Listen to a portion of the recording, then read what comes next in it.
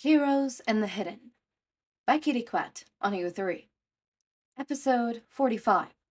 Chapter 39. And I Can't Wake Up.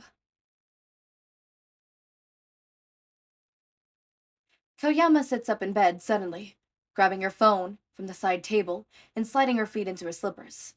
The alarm next to her bed beeps loudly, flashing red. She runs out of her room and into her ward's room, careful that the door doesn't slam open. The button she installed next to Izuku's bed, in case of emergency, glares red, harsh in the dark room. She walks quickly in front of Izuku, kneeling and tapping his leg to let him know that it's someone he knows. The mess that is Izuku falls forward, right into her waiting arms. He sobs into her shoulder, his small body shaking with every breath. His hair was matted with sweat, sticking to his forehead and neck. Newly scratched cuts ran over the already healed scars that covered his arms. Koyami could feel his talons sliding into her back and cutting through her shirt, but she ignored it, in favor of trying to calm her child. He had woken up almost every night since being separated from Hitoshi, never being able to sleep soundly through the night, unless she used her quirk. She hated using her quirk on the small child, especially regularly. Her quirk worked by increasing the number of melatonin that coursed through one's body, hitting them with a quick rush of exhaustion. It kept the individual asleep until woken by outside forces, or by the body's natural timer. Too much of it, however, would cause paranoia in individuals, often followed by self-harming tendencies or hallucinations and delirium. In one instance, before she had become a hero, for even a year, she had been tasked to keep an individual unconscious while on transport to Tartarus. He was an extremely large man, so she made sure to keep the entire back of the transport truck filled with her haze in any case he woke up. He had grown agitated in his sleep, so she produced more of the agent, her gas mask filtering the air. When they reached Tartarus, it was discovered that he had died, as his brain had shut off completely, no longer telling his organs or body what to do. That was when she had limits imposed on her and her first proper quirk testing, done on indicates of Tartarus. She hadn't been allowed to know the results, but she had found a way into the database with Hizashi and Shouta's help. Her quirk had killed 5 individuals, leaving 7 others in a state of delusion and paranoia before they were shot by guards. It had taken her over a year to be willing to use her quirk again, and the thought of the man's face still haunted her dreams at times. She had learned that day that all quirks could be dangerous, and no quirk was inherently good or bad. So when she noticed that both Izuku and Hitoshi had taken to cuddling with her before falling asleep quickly, she notified Shouta and Hizashi. Testing hadn't been done on the children, but Shouta theorized that due to their small stature, her quirk was putting them to sleep despite her not actively using it. Now fans were placed in both apartments, always running, and she had scent strips in every room to nullify her quirk. She also took showers twice a day, making sure to wash her sweat off of her before interacting with the children. Izuku dug his nails deeper into her back, making her clench her teeth to avoid wincing. His talons hadn't appeared due to a dream for months now, and the fact that they were back with a subject of concern. "Do you want to come sleep with me?" Koyama asks, rubbing the kid's back. He whimpers, trying to push further into her. She could hear him trying to inhale her quirk, and her heart aches. If she knew how much his body could handle, she'd help him out, but she couldn't risk it. "Kaminari," he whispers, pulling his body away to look her in the eyes. "He's dead," he said, tears pouring down his face. His hands started scratching again, digging deeper into his flesh. Ida and Shouta are dead. Koyama frowns, taking his hands into hers gently, careful that the talons don't rip more of his skin. Do you want me to call their parents, Izuku? She asks calmly, pulling up her phone when he nods. She had met the children recently and had gotten all of their main caretaker's numbers. She felt bad waking them up in the early morning like this, but they would understand. A hero was often woken up from sleep. She called Elytra first, the phone buzzing only once before she picked up. What's up, Midnight? She asked, yawning through the phone. Koyama smiles, placing her on speaker. Izuku had a nightmare.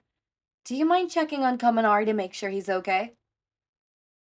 She asked slowly, and Elytra hums over the other side. They could hear the door opening before Elytra sighed heavily, and the sound of a video game in the background.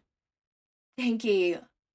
I thought I told you to go to bed, she says softly, and Koyama could hear a squeak in response. Mind saying hi to Izuku real fast? She asked, a button beeping. Hi, Izuku. Kaminari calls, a hint of fear in his voice. Izuku visibly relaxes, nodding but not saying anything to his friend. Koyama puts the phone off speaker, holding it to her ear. Thank you. That helped. Anytime, Midnight. Have a good night. She signed off, and Koyama could hear a kid's shrill scream as she ended the call. Elytra saying something about the game console. Izuku shuffled, his talons retaliating into his hands, blood dripping from the ripped skin around his nails. Can you call Ida next? He asks, fidgeting with his bleeding nails. She nods, dialing the number quickly. She has to call a second time, as no one picks up the first time. A young teen's voice finally answers, his voice glazed with sleep. Tensei here, he murmurs, and Koyama could hear a shuffle. She places him on speakerphone, repeating the same process as last time. Tenya was asleep, so he sent a picture instead, reassuring Izuku that he had checked his pulse, and he was alive. The last one on Izuku's list was Todoroki. Koyama was hesitant to call, knowing that the number 2 hero wouldn't pick up the phone for someone as far down the ranks as she. But the phone rang twice before being answered by a girl's voice. She introduced herself as Fuyumi Todoroki, Shoto's older sister. She woke Shoto up, who talked to Izuku for a while, complaining about training today. Koyama didn't like what she heard, but she knew there was no point in bringing the complaint to the police. Endeavor was the number 2 hero, and nothing could happen to damage his reputation. As they hung up 10 minutes later, Izuku fell back into her arms, leaning into her chest. Bed?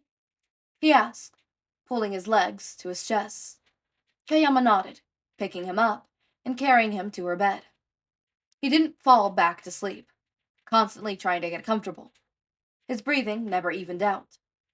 But he didn't have as bad of a nightmare the following night. Cozied up to Kamiya. Naomasa slowly cracked open the window, using his fingers to mute any sounds of the hitting open. He pushed himself up against the wall, waiting for any response. If anyone heard the window open, they would do something. Make some noise. He didn't have backup tonight. All his officers thought he was home. He had a mission tonight that wasn't approved, and he couldn't have word reaching the higher-ups. He slowly hoisted himself into the window, when he was sure no one was awake.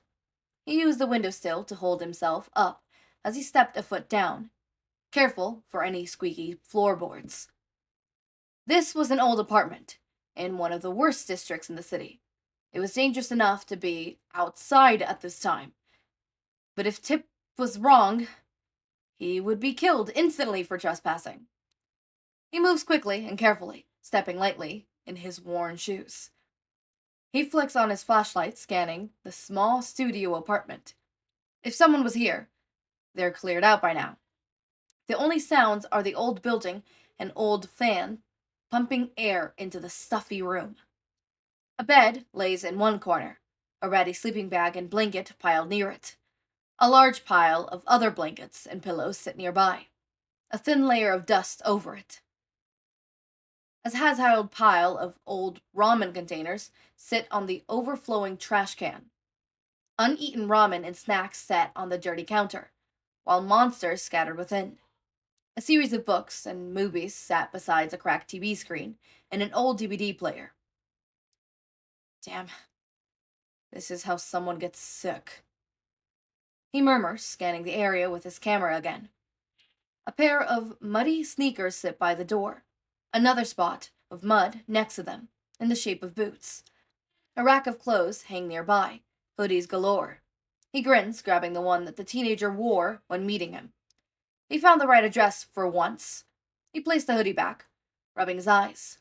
He'd been searching for the teenager since the day in the cafe, and he had finally succeeded. He clicked off his flashlight, happy with what he found. Get the fuck out of my house, the teen says, a growl in his voice. Naomasa drops the flashlight in surprise, throwing the room into pure darkness. The silhouette of the teen was all he had to go on.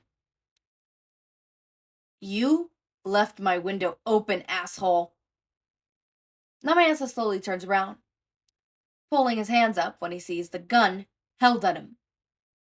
I've been searching for you, kid, he says, carefully, trying to fight his instincts to grab his gun.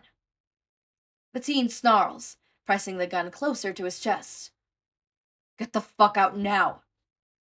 Naomasa can see his hands trembling slightly on the gun, his finger hovering over the trigger. Naomasa shakes his head, setting his arms down. You won't shoot me, kid. Now, I'm here to take you off the streets. The kid chuckles, flipping the gun with skill and placing it into a holster on his waist. Maybe he really did have more experience with a gun than Naomasa thought. I'll give you that. But I don't need to leave the streets, and you aren't taking me off of it. He grins, tipping his head to the window. Now get out, detective. Naomasa shakes his head, stepping around the teen, and heading to the small chairs sitting by the counter. I'm not leaving without you, kid. You can't stay out here forever. He tips his head in the opposite chair, but the teen ignores it. He chuckles, running a hand through his messy hair. I'm 18, detective, he says, a slight grin on his face. You can't do anything. Now get out. His voice hardens as he cracked his knuckles. Naomasa frowns as his quirk rings it all as true. Unfortunately, it does make it harder for him to be over 18, but Naomasa isn't one to give up. I can have you arrested for loitering and breaking and entering.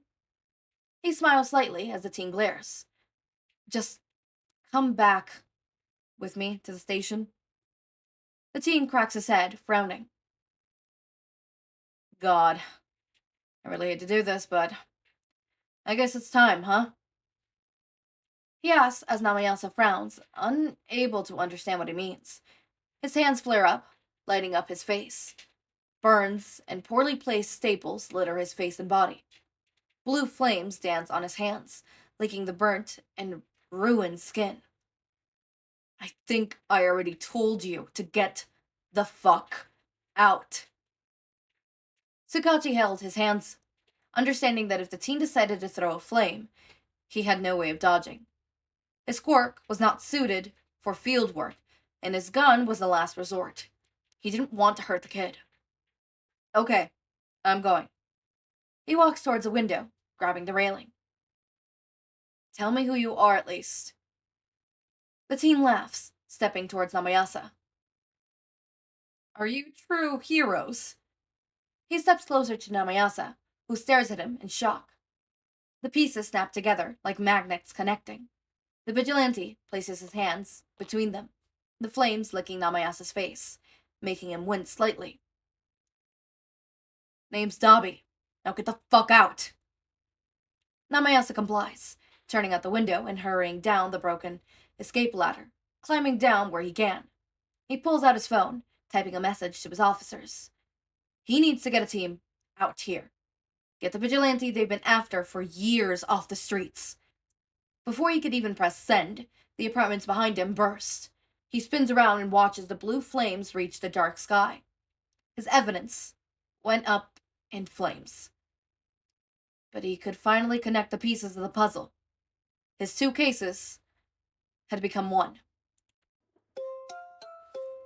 Wow. I actually didn't even, think of that. That's actually so cool. I actually really like that. I also really love Kayami's, Midnight's Quirk being like that and the way it is. It's super, super... Ooh. I can't breathe. It's super, super cool. I really, really love it. So far we've been having a lot of, not angsty angst, or not fluffy fluff, but at least it's not angst to the point where I'm crying every episode. So, I'll take what I could take. Run, Little Girl, Faster. Run, Little Girl, Faster. Chapter 40. Is that gonna be a Toga summary? Toga point of view. Yes, she wants blood. Birthday time. Yay! I thought I'd give y'all your final taste of fluff, so what do you mean?